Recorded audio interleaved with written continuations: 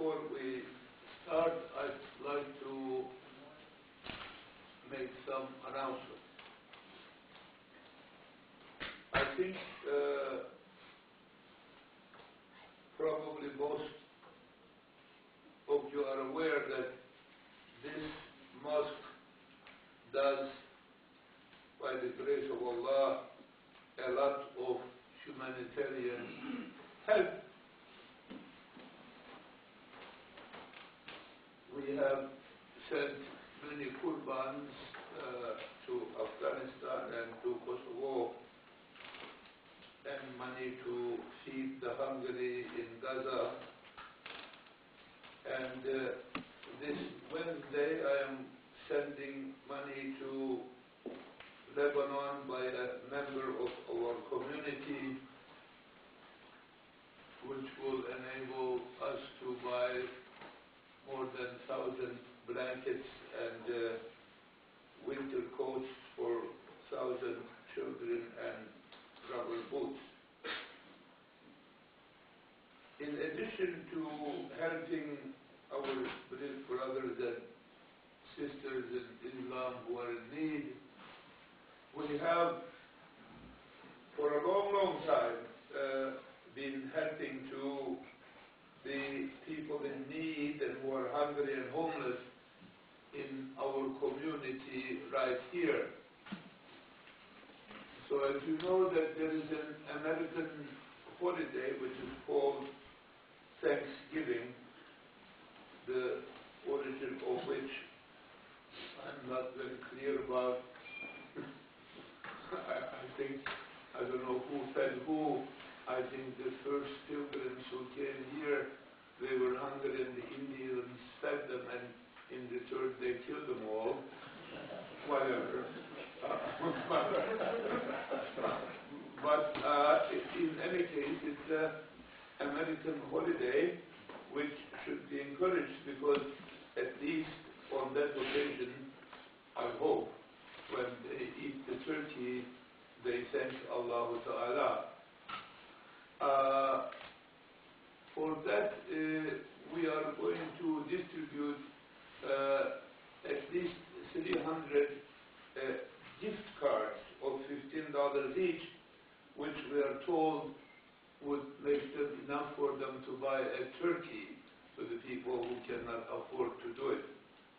In addition to that, there are lots of, believe it or not, in this country, which is where 99% of the wealth is in the hand of 1%, there are lots of hungry and homeless people. Wonderful, rich country. And those people, they need winter coats and sweaters and sort of like winter shoes, like boots and stuff. So if you have not, too used, sort of at least decent old coats or sweaters or winter things, gloves or whatever in your home, I would appreciate if you bring them here and we will distribute it. And be kind enough to put them not at the mosque, but at our guest house, what it is, the house over there, in front of it.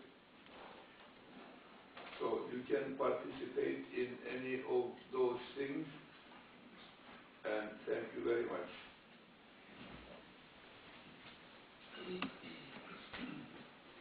Alhamdulillah, alhamdulillah, alhamdulillah, rabbil alameen. Astaghfirullah, astaghfirullah, astaghfirullah, alladhi la ilaha illa huwa al-hayyul qayyum wa atubu ilayh.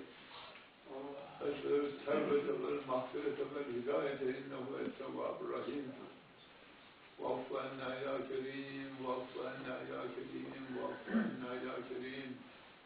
واغفر لنا بفضلك يا رحمن يا رحيم، يا ملك يا قدس يا حافظ يا الله. الأول يا الله، الآخر يا الله، الظاهر يا الله، الباطن يا الله، خيره وشره من الله تعالى وأشهد أن لا إله إلا الله وحده لا شريك له وأشهد أن محمدا عبده ورسوله الصلاة والسلام عليك يا رسول الله الصلاة والسلام عليك يا حبيب الله الصلاة والسلام عليك يا سيد الأولين والآخرين اشفع لنا يا شفيع المذنبين برحمتك يا أرحم الراحمين قال الله تعالى في كتابه أعوذ بالله من الشيطان الرجيم بسم الله الرحمن الرحيم فاستقيموا كما أمرت ومن تاب معنا ولا تتقى صدق الله العظيم. Allah Ta'ala says in the Quran al-Kareem, addressing to Rasulullah sallallahu alayhi wa sallam, continue steadfast as you have been ordered, and also should those who follow you in obeying Allah.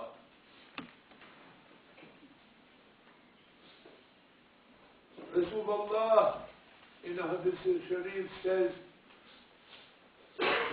Surah Hud turned my hair white.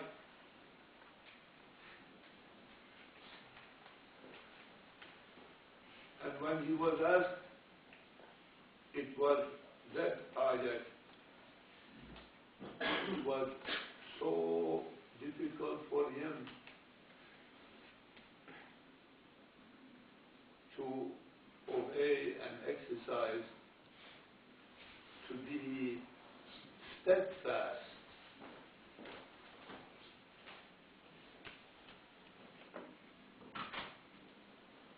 Last week I talked about Hazrat Ayyub alayhi salam, which Allah Ta'ala praises to His angels for his perfect submission and patience.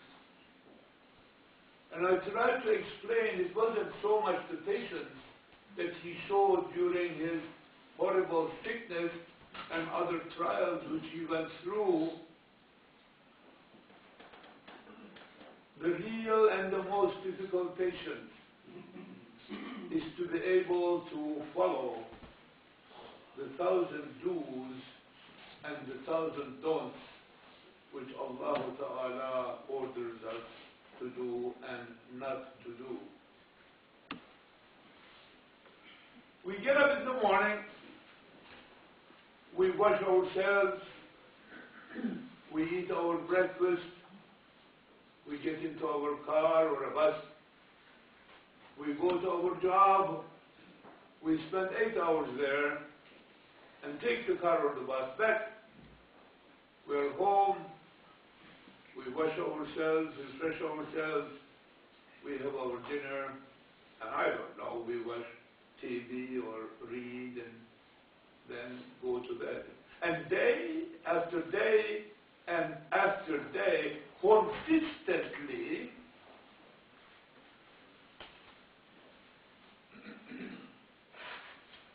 very steadfastly, we follow this rhythm of our lives, which doesn't faze us at all. We do that because this world has made it an obligation to us to do it. So we are able to be steadfast. We are able to be constant. Every day we do it. Then Allah Ta'ala has ordered us to make our prayers 5 times a day at specific times of the day. Oh well, I mean, how am I going to wash my feet at work and take my ablution and make my prayers at work? No way.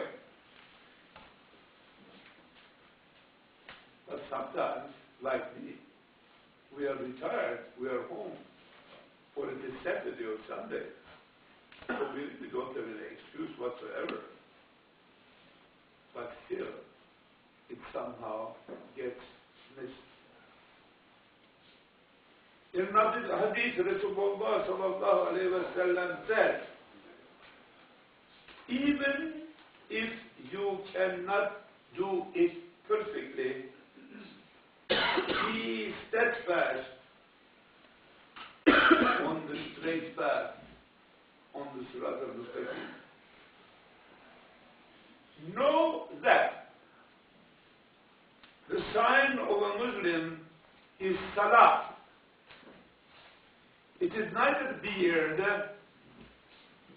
or dressing funny clothes, thinking that Muslim clothing, the sign of Islam. The sign of a Muslim is a guy who is doing his salah. And no one but the believer can maintain a constant state of wudu. To be in a state of ablution all the day. My Shaykh made it us an obligation. He used to call it, be armed. In short, do you have your sword with you? Do you have your gun with you? Are you armed? Meaning, do you have your ablution at all times? So while we do take our buses and our cars and go to our job and spend 8 hours totally unconsciously, because that's become a habit for us to do that, and it doesn't faze us at all. But we do not do constantly, steadfastly, what Rasulullah sallallahu alayhi wa sallam called the sign of a Muslim and the sign of a mu'min, to be in a state of ablution and to do our prayers in time. Now it is very interesting when one hears, well, 1,000 things to do and 1,000 things not to do. But I mean, we are intelligent. These 1,000 things to do and 1,000 things not to do, which we do not know all of them in any case, but even the things which we know about, forgiving, being generous, not gossiping, not lying, not taking something which doesn't belong to you, helping the ones who are in need, etc., etc. I mean, all the thousands of that doesn't happen all the time. But during our lives, during the day, it does occur occasions that before we respond to that occasion, we have to ask ourselves, what does Allah Ta'ala tell me to do? What does Rasulullah sallallahu alayhi wa sallam tell me to do on this occasion?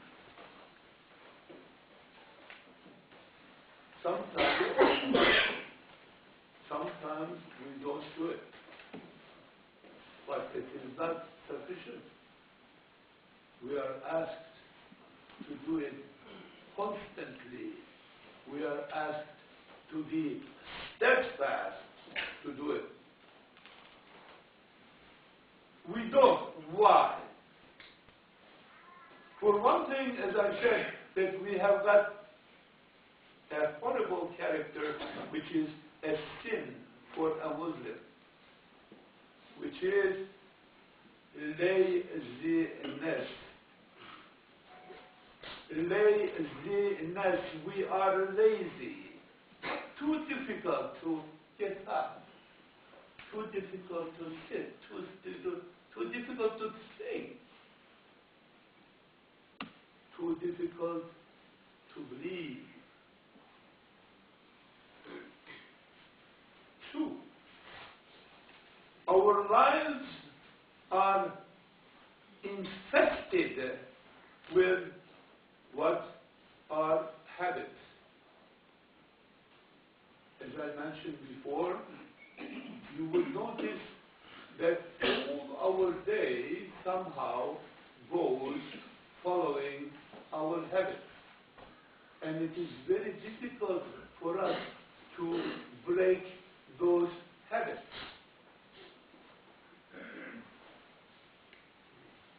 Three, alas, it is the weakness of our faith. Weakness of our faith. That there is Allah Ta'ala who is ever watching us and who is ever conducting us in things what we do and we do not do, to whom one day, soon, on the day of Jum'ah, we will have to respond about all what we have done on the face of this planet and in this life. It is not difficult to be consistent. It is not difficult to be steadfast. Indeed, it is difficult enough to make the hair of Rasulullah sallallahu alayhi wa sallam white, but it is possible. Maybe we too have white hair trying to do it.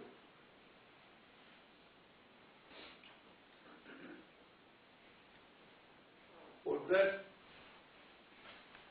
we have to remember constantly that we are believers, that we are Muslims. And as believers and Muslims, we have to think a certain way, we have to feel a certain way, we have to do things in a certain way, and we have to talk in a certain way. For that, we need to be conscious and heedful, not like we spend our lives following a certain rhythm of habit, as I have mentioned before. Now, do we have to go to a psychiatrist or to a school to become a conscious person? Allah Ta'ala knows who we are. Indeed, most of our lives we are asleep and heedless. But there's 5 times a day, azans, screaming, Allahu Akbar, Allahu Akbar, come to peace, come to happiness. There are days during the month of Ramadan which is very clearly indicated what we are supposed to do.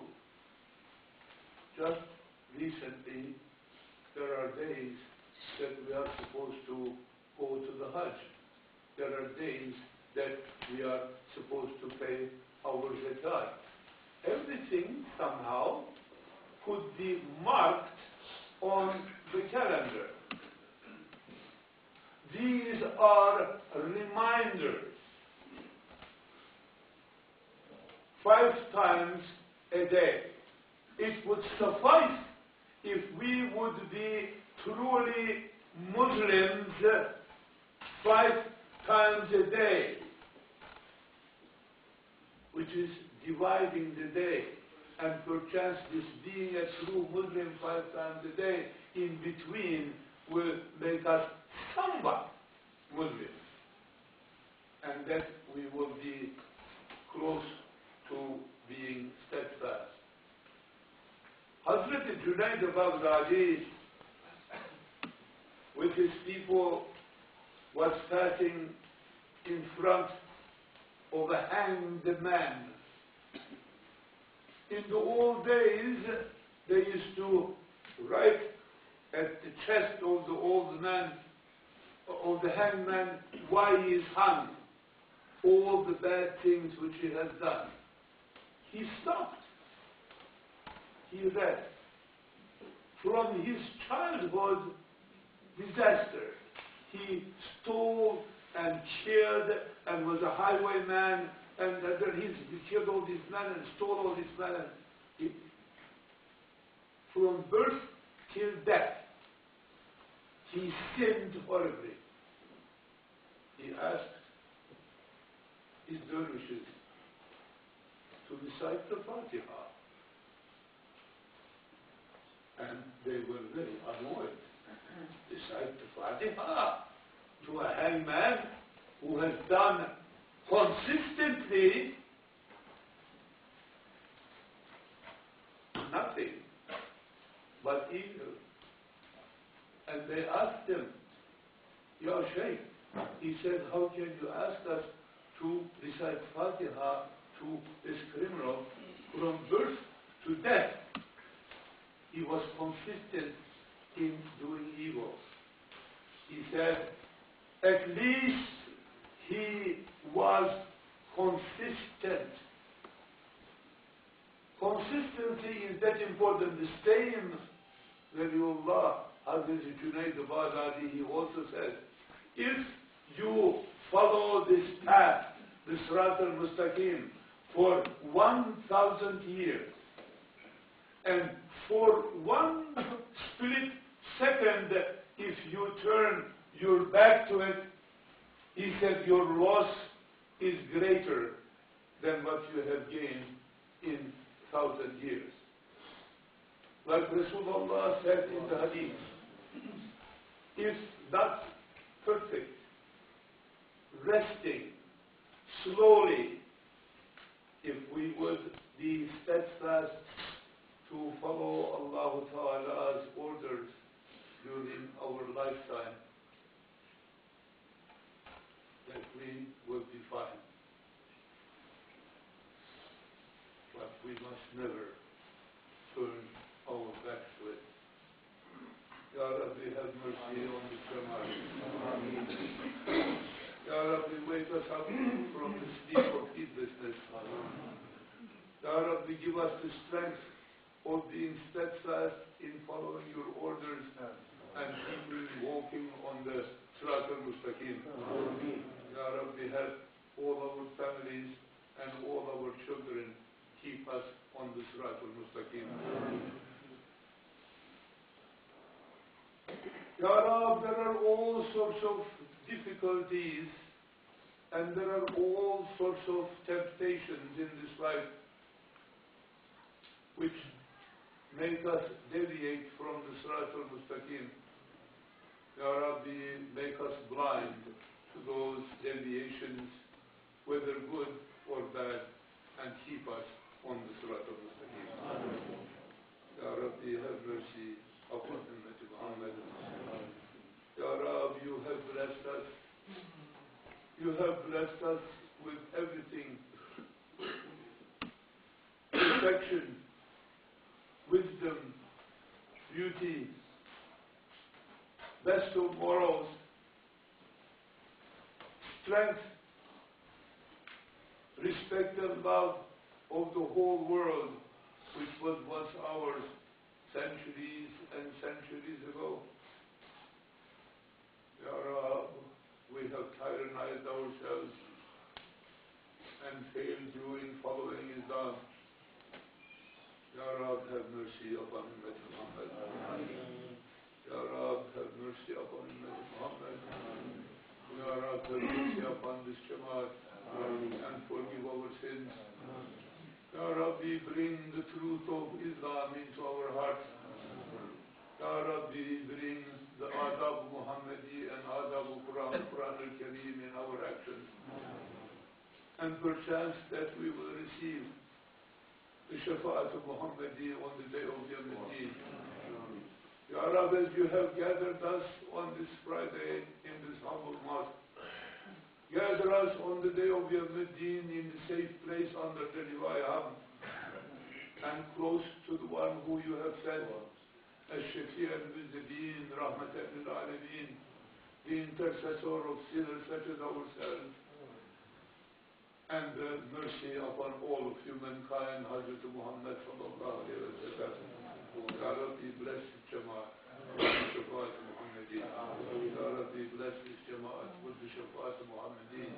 Ya Rabbi, increase the love in our hearts for you and for your beloved Hazrat Muhammad sallallahu alayhi wa sallam, and afford us the Shafa'at Muhammadin. Ameen. Bi-hurmati Sayyidina Muhammadin.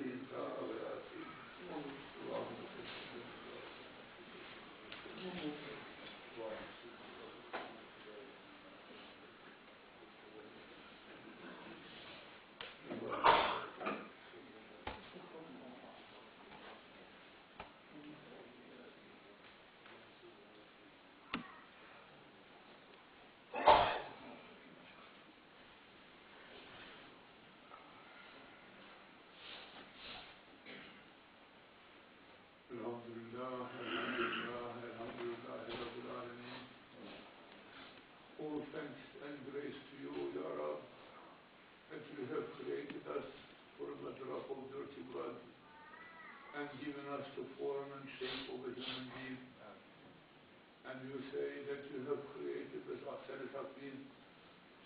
Ya Rab, that's your name. You have given us your divine attributes. That you say that you have blown from your own soul, our soul, into us.